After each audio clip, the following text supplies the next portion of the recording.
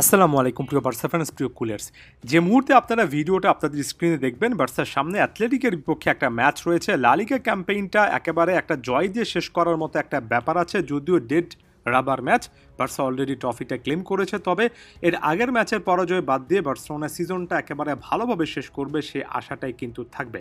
তবে মূল আলোচ্য বিষয় এটা নয়। মূল আলোচ্য বিষয় ঘুরে ফিরে আগামী সিজনের পরিকল্পনা, এবং আমরা যতই আলোচনা করি যে সামনের সিজনে বার্সার পরিকল্পনা এখন থেকে স্টার্ট করতে হবে, সেই কথাটার মূল অংশ জুড়ে কিংবা একেবারে ফার্স্ট স্টেজে যে জিনিসটা থাকে সেটা হচ্ছে প্লেয়ার ছাড়া। যে সকল প্লেয়াররা দলে সেভাবে কন্টিনিউ করতে পারছেন না, যে সকল প্লেয়াররা নিজেরা থাকতে চান না, কিংবা যে সকল প্লেয়ারদের আসলে খুব একটা বেশি উপযোগিতা নেই, অলরেডি যথেষ্ট বিকল্প আছে, সে সকল প্লেয়াররা আস্তে আস্তে ক্লাব ছেড়ে যাবেন কিংবা লোন ডিলে তাদেরকে অফলোড করা হবে। এটা একটা স্বাভাবিক প্রক্রিয়া। আপনি ট্রান্সফার মার্কেটে তখনই ফোকাস করতে পারবেন যখন আপনি যারা আসলে এই মুহূর্তে দলের জন্য খুব বেশি উপযোগী নয় তাদেরকে অফলোড করতে পারবেন। এবং এটা নিয়ে মূলত আলোচনা করতে যাচ্ছি। প্রথমে আনসু ফাতির নামটা আসে। হানসি ফ্লিক চেষ্টা করেছেন, আনসু ফাতিও ট্রেনিং গ্রাউন্ডে অনেক চেষ্টা করেছেন, অল্প কয়েকটা সুযোগ পেয়েছেন, তবে ফাতি সেখানে কিন্তু ইমপ্রেসিভ কোনো কিছু করতে পারেননি। এই মুহূর্তে রিপোর্টগুলো সাজেস্ট করছে ফ্রেঞ্চ ক্লাব মোনাকোর সাথে নাকি আনসু ফাতি অনেকটাই মৌখিক টার্মসে পৌঁছে গিয়েছেন। এখানে একটা অ্যামাউন্টের কথা বলা হচ্ছে যেটা 20 মিলিয়ন ইউরো কিংবা তার চেয়ে কম হতে পারে, তবে ফ্যাব্রিজিও রোমারো জানাচ্ছেন যে এটার পাশাপাশি ফিউচার সেলে অর্থাৎ সেল অন ক্লজ থাকতে পারে, পরবর্তী বিক্রিতে বার্সার একটা পার্সেন্টেজ থাকতে পারে।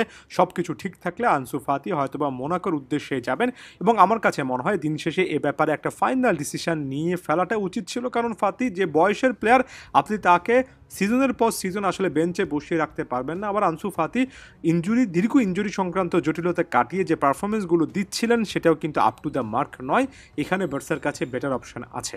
পরবর্তীতে যে পজিশন নিয়ে একাধিক প্লেয়ারকে নিয়ে আসলে কথাবার্তা বলতে হবে সেটা হচ্ছে গোলকিপিং পজিশনে। ভয়চিক শেজনি 1+1 ইয়ারের একটা ডিল পেয়েছিলেন, অর্থাৎ এখানে শেজনি আরও একটা বছরের চুক্তি নবায়ন করবেন, এটাই একেবারে একটা লাইকলি সিচুয়েশন ছিল। তবে যদিও শেজনি বলছেন যে আসলে তিনি বার্সাতে আরও একটা সিজন থাকবেন কিনা সেটা তার পরিবার, বিশেষ করে তার ওয়াইফের উপর নির্ভর করে।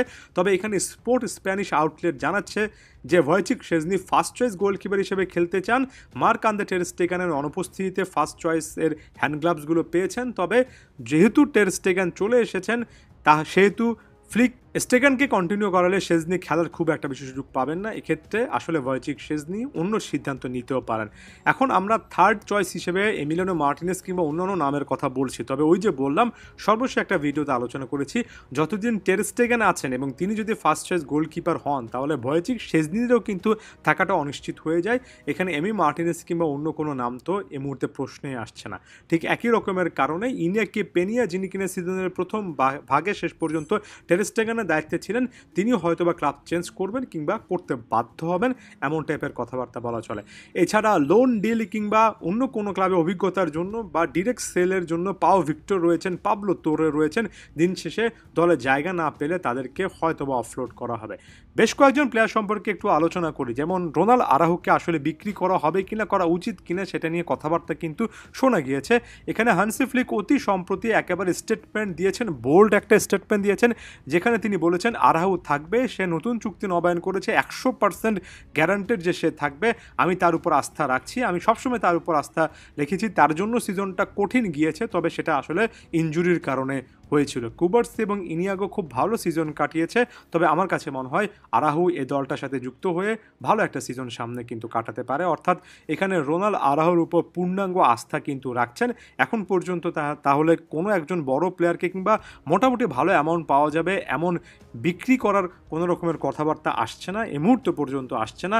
এবং এই জায়গাটার আসলে পজিটিভ নেগেটিভ দুটো সাইড আছে। আমি যদি পজিটিভলি বলি তাহলে রোনাল আরাহুর মতো একজন ডিফেন্ডারের উপর কোচ যে আস্থা রাখছেন সেটার প্রতিদান কিন্তু আরাহুকেই দিতে হবে। এই ইনিয়াগো মার্টিনেজ কিংবা পাও কুবার্সিকে যেভাবে ফ্লিক কিংবা এর আগে জাভি আসলে প্রমোট করেছেন, ঠিক একই রকম একটা সিচুয়েশন আসলে উরুগুয়ান এই সেন্ট্রাল ডিফেন্ডারের ক্ষেত্রে হচ্ছে। ফ্লিক তার উপর আস্থা রাখলে তিনি আসলে কতটা প্রতিদান দিতে পারবেন সেটার উপর বার্সার ডিফেন্স ভাগ্য অনেকটুকু আগামী সিজনে নির্ভর করবে। আদিওস ভিস্কা এল বার্সা।